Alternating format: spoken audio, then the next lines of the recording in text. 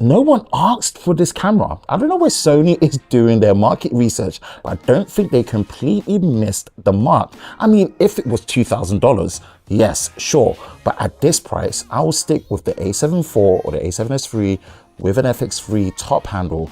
And that's why no one is actually wanting this camera and not putting HShot 265 in 25 FPS.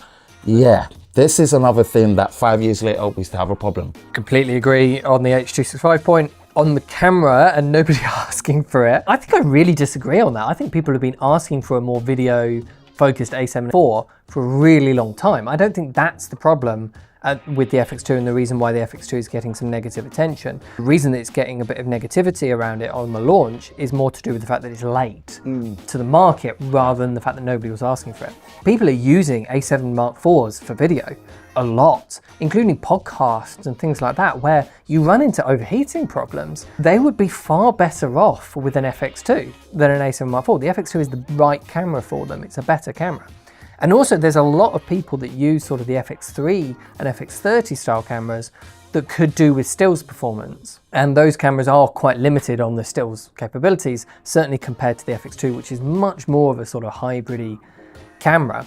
So there are definitely people that the FX2 is the right camera for them. And I've certainly spoken in person to a lot of customers, a lot of them actually that own A7 IVs and want to upgrade to it. Even though it's not that much of an upgrade, it's certainly not like it's like a sideways step that solves some of their issues rather than a big step forwards. But the A7 Mark IV is getting the work done for them. So, you know, if it's achieving what they need it to achieve for their project. So this just gets rid of some of the weaknesses. So, you know, is it going to be the most popular camera that Sony have ever made? Definitely not.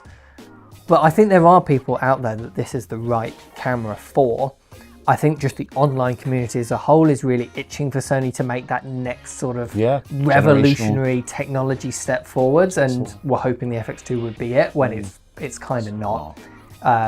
It's realistically a little bit late to the game, but it's a camera that is a really good camera that should have been made. I think if it hit the market 2 years ago, people wouldn't be having this reaction to it. No issues. It's a good camera.